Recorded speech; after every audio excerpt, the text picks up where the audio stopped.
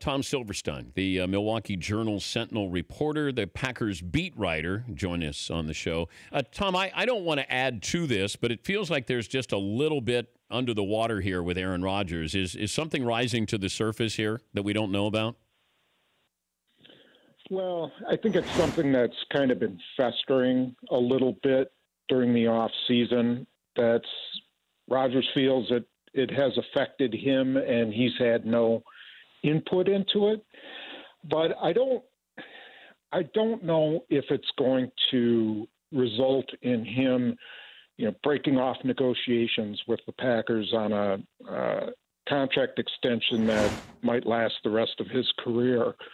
I think there's too much at stake for both sides. I think it's just a little bit of him expressing his frustration over not being consulted on things that he feels he should be consulted on.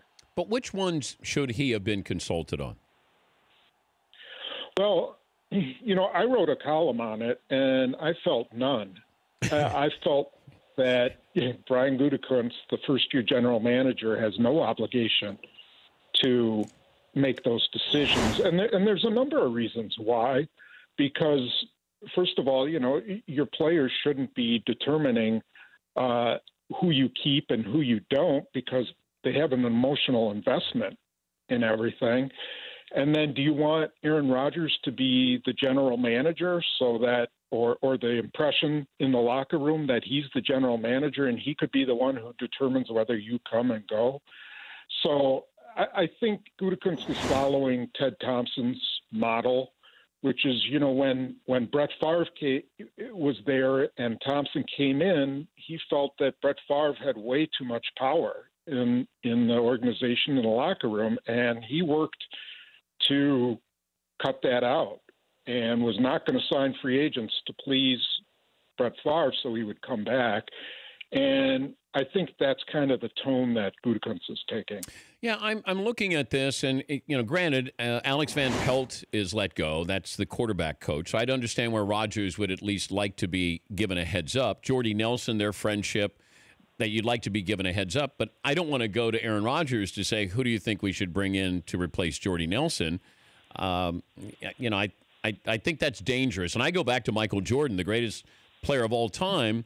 He wanted to be consulted. He wanted to make moves, and finally they said, no, Jerry Krause is going to make the moves, and we know what happened after that. So I understand it, but was he salty? How salty was Rodgers over the Jordy Nelson and Alex Van Pelt situations?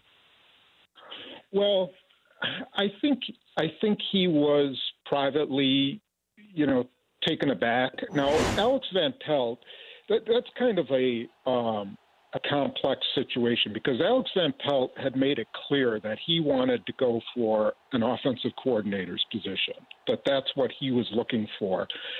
And I think he had allowed I believe he had allowed his contract to expire. And McCarthy requires guys to roll over to a second year every year so that they have 2-year contracts.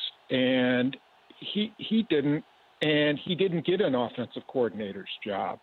And I think McCarthy couldn't get a 2-year commitment from him, or he just decided it was best to move on.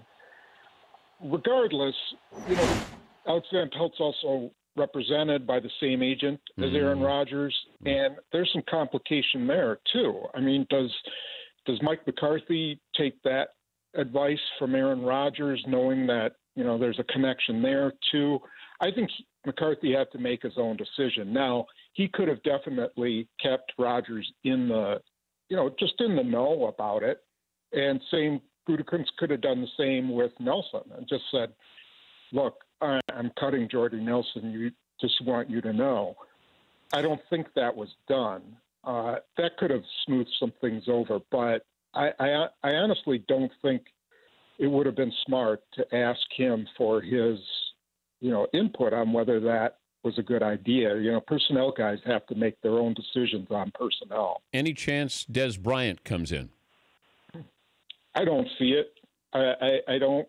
I think the Packers will wind up drafting someone fairly high, maybe in the second round.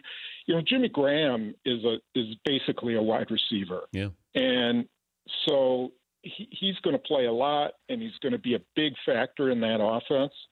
And so I think they don't really want to go down that road. I think from a salary cap standpoint, they can't do it. And then from a locker room standpoint, I'm not sure if they want to do it either. So I would be really surprised if it happened.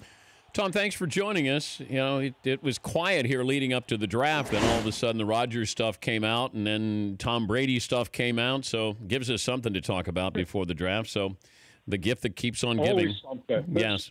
Always something in the NFL, you know. Thank you, Tom. You bet, Dan. That's Tom Silverstein. He works for the Milwaukee Journal-Sentinal, Packers beat writer. For more Dan Patrick Show, tune to Audience Channel 239 on DirecTV or download the Dan Patrick Show app.